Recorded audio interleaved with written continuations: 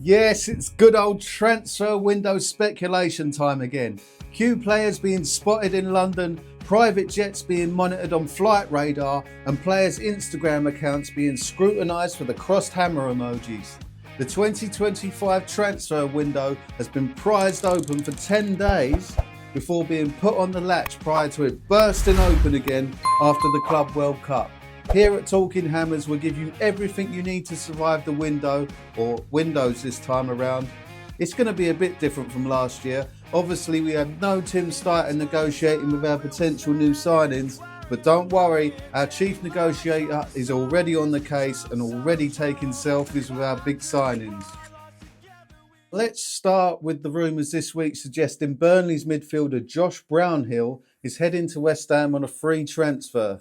Now, some outlets have suggested the deal is 90% done and he's even sorting himself out a house in Essex or something.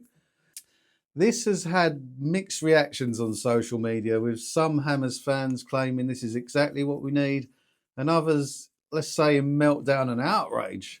Now, don't get me wrong, I can see why this doesn't tick the box of a flair player from overseas, but hear me out for a second. This guy is obviously of good character, otherwise Scott Parker would never have given him the captain's armband. Yes, he's 29 years of age, but basically an ever-present in a Burnley side that played an intense championship campaign last year. We're talking a leader that's constantly playing 90 minutes and always giving 100%. If this guy is replacing the likes of Rodriguez, for example, in the squad for very little investment, then I'm all over it.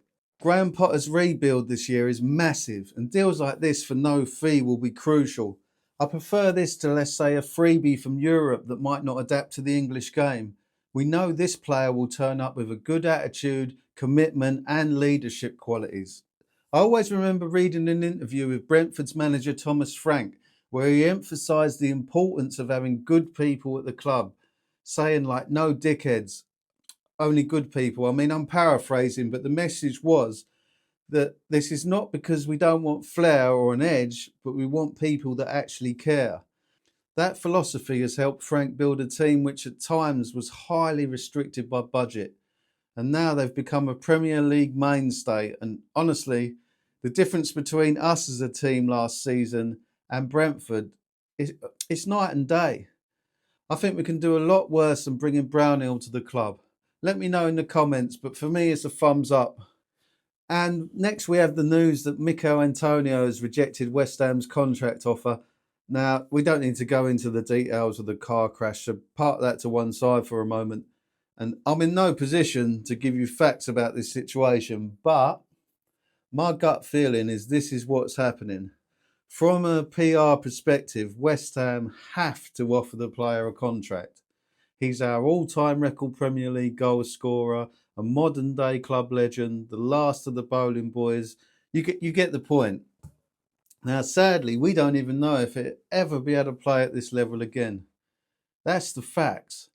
So the club, I mean, how can they commit to a year of playing anything like what he had hit in his bank account weekly beforehand? So I wouldn't be surprised if the board has offered this pay-as-you-play deal knowing full well it would be rejected, allowing the club to be in a position of we offered but the player declined, rather than we shut the door on his West Ham career. I mean, it's awkward for everyone involved, and I guess it is a shame we never got to say a proper goodbye to him. But if a club out there is willing to pay him what he wants, then good luck to him. Now, in terms of players leaving, it's all very speculative at the moment.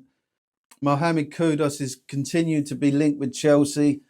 The news suggesting we've been offered various players in return. I don't hold much faith in these stories, really. It's very, very rare that players get swapped these days, and agents don't like it, and basically players don't want to be make-weights. They want to be the shiny new signing at their new club, not the replacement. So I take that with a pinch of salt. What else is there? Oh, the Lucas Paquetá trial has finished, but apparently we're going to have to wait a bit longer for the outcome. I mean, what a nightmare for everyone involved, especially in the terms of our transfer budget.